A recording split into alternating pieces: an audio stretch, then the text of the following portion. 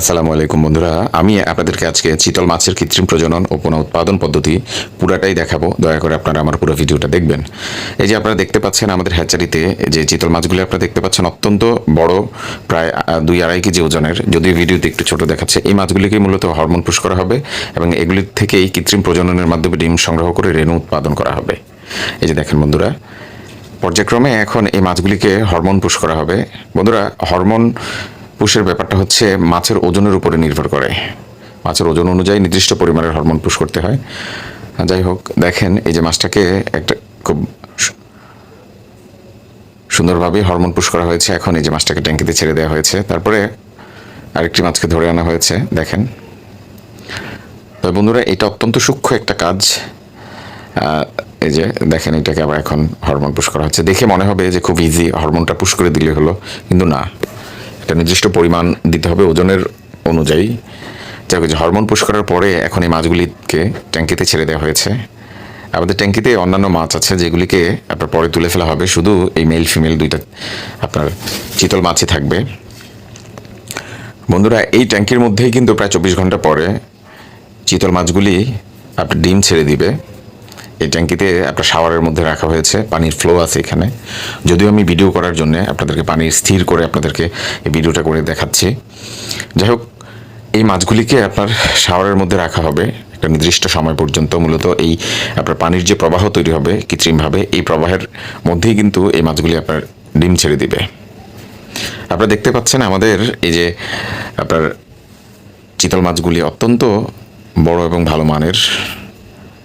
দেখেন বন্ধুরা, মাছ চাষের অন্যতম উপাদানই হচ্ছে মাছের পোনা। আর ভালো মাছের পোনা না হলে আসলে লাভ করাটা খুব কষ্টকর। তো সেজন্য আমি বলবো যে আপনারা যেখান থেকে মাছের পোনা সংগ্রহ করেন না কেন, দেখে বুঝে জেনে সংগ্রহ করবেন। যাই হোক, যাদের চিতল মাছের পোনার প্রয়োজন তারা আমাদের এই ভিডিওতে দেওয়া নাম্বারে যোগাযোগ করে ভালো মানের উন্নত মানের চিতলের পোনা সংগ্রহ করতে পারবেন। দেখেন এখন এই মাছগুলি আপনার এই প্রায় 24 ঘন্টার পরে দেখেন এই যে ডিম ছেড়ে দিয়েছে ট্যাঙ্কির মধ্যে।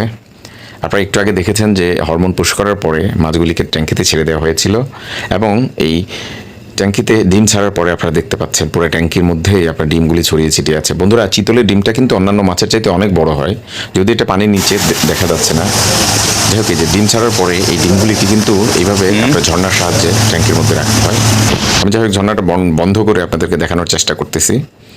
এই যে দেখেন আপনার পানির নিচে যে আপনারা গুড়ি গুড়ি যে দানা দানা যেগুলি দেখতে পাচ্ছেন, এগুলি সবই হচ্ছে মূলত চিতলের ডিম। বন্ধুরা, চিতলের ডিম কিন্তু সাইজে অন্যান্য মাছের ডিমের চাইতে অনেক বড় এবং এই মাছের ডিমগুলি থেকে রেণু বের হতে প্রায় 10-12 দিন সময় লাগে। এই যে দেখেন, এই ডিমগুলিকে ঠিক এইভাবে এই শাওয়ারের মধ্যে, ঝর্ণার মধ্যে আপনার 8-10 দিন পর্যন্ত রেখে দেওয়া হবে। কারণ পানির প্রবাহ যদি ঠিকমতো না থাকে তাহলে কিন্তু আপনার এই মাছের ডিম থেকে রেণু বের হবে না।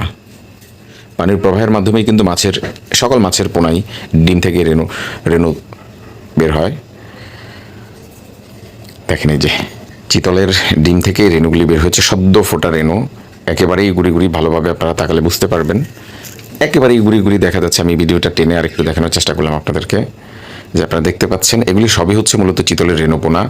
এইগুলিকে মূলত নার্সিং পুকুরে ছেড়ে দেওয়া হবে এবং নার্সিং করার পরে এই যে আপনারা দেখতে পাচ্ছেন এগুলি সবই হচ্ছে প্রায় আপনার 1-1.5 মাস বয়সী চিতলের পোনা। বন্ধুরা, অত্যন্ত ভালো মানের, উন্নত মানের চিতলের পোনা। আমাদের এই হ্যাচারিতে আমরা সম্পূর্ণ নিজস্ব প্রযুক্তিতে চিতল মাছের পোনা উৎপাদন করে থাকি। আপনারা চাইলে যে কেউ আমাদের ভিডিওতে দেওয়া নাম্বারে যোগাযোগ করে আপনাদের পরিমাণ মতো মাছের পোনা বাংলাদেশের যে কোনো প্রান্ত থেকে আমাদের কাছ থেকে নিতে পারবেন আপনারা নিশ্চিন্তে, নির্দ্বিধায়।